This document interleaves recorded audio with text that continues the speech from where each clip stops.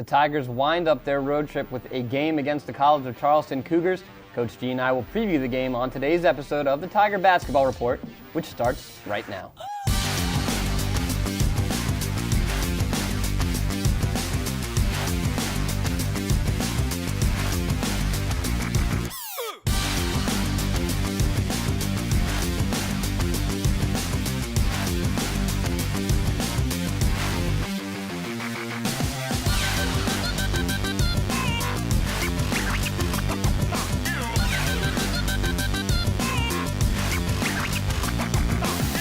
Hello again and welcome to today's episode of the Tiger Basketball Report. I'm your host, Ben Rosenbaum. A long road trip comes to an end when the Tigers take on the Cougars of the College of Charleston.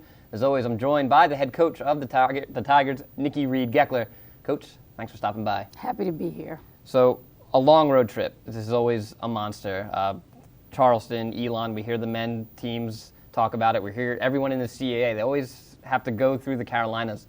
You'll be at the tail end of it when you play Charleston. For you, what's important to make a really long road trip work?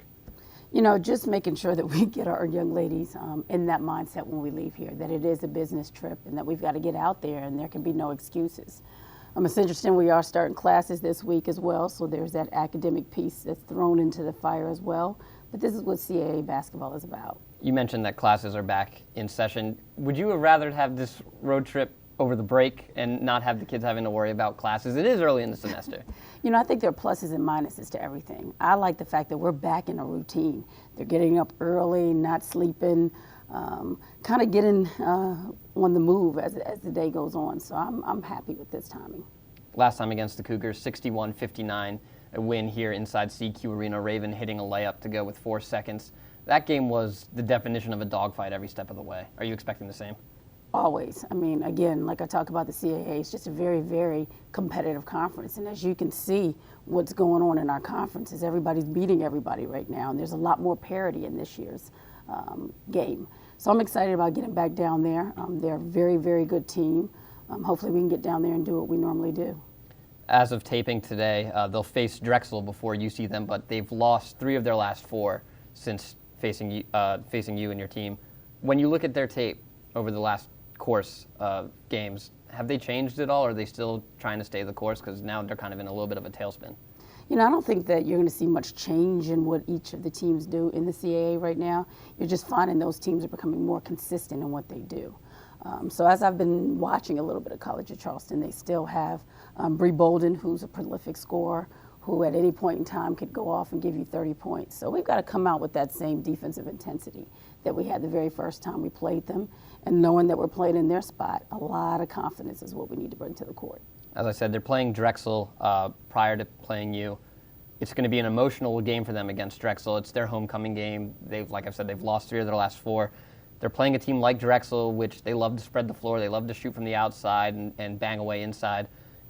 Are you hoping that maybe that kind of drains them, being homecoming, having to really scramble on defense against the Dragons, and maybe they're a little tired when they come to face you guys? Well, of course, I hope so. I hope that is the case. We'd love for all of that to fall in place for us when we play on Sunday. But again, I mean, at this point in time of the year, everybody's playing for something.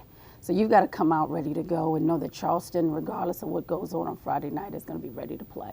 You mentioned Bree Bolden. She's extremely dangerous both offensively and defensively. It's really between her and Rain, and even Raven has kind of stuck her head into the battle in terms of best defensive player in the conference. Mm-hmm. She averages 35 minutes a game. She played the entire 40 against you, and we saw her get gassed towards the end of that game, and it was crucial.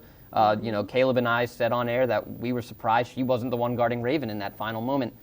Do you kind of, if she's going to play that amount of minutes, and we've seen her get tired, do you kind of weather the storm that is Bree Bolden for the game and hope she gets a little tired and just try to capitalize in those final moments where their best player might not be at her best? Definitely. I mean, if you see and think about the way we've been playing all season, when it gets to the fourth quarter, we have this new sense of energy and we're stronger at that point in time. So we hope that that would be the case when we play College of Charleston. Bree Bolden, 13 points against you in the last time. Brown only 10. No one else for Charleston had over 5. Are you approaching them the same exact way? Definitely, but I also have to know that I think Candace is going to do some things on her end to make the outcome of the game different. So she may get the ball a lot more than she did when we played. But again, she's going to be the focal point to any defense that we play when we play College of Charleston. And I mentioned this in the last show, and I'm stepping away from the Charleston game for just a moment. The parity in the CAA this year is unbelievable. You sweep JMU, JMU beats Hofstra, Hofstra beats you, and the list really does go on and on. This conference is arguably the best mid-major conference in the country. Do you kind of use that to your advantage with your girls, saying it's going to be someone's best game every night? We saw it, unfortunately, with UNCW. Does it help you also from a recruiting standpoint? Yes, I mean, playing in the CAA is going to be a dogfight day in and day out. So we've got to come out ready to play all the time. And you said it best, the CAA is one of the best mid-major conferences in this country. And it does help us quite a bit with recruiting. So we'll wait and see where everybody kind of ends up and how we shake things around. But, you know, for us, we're very excited to be right there in the middle of the pack.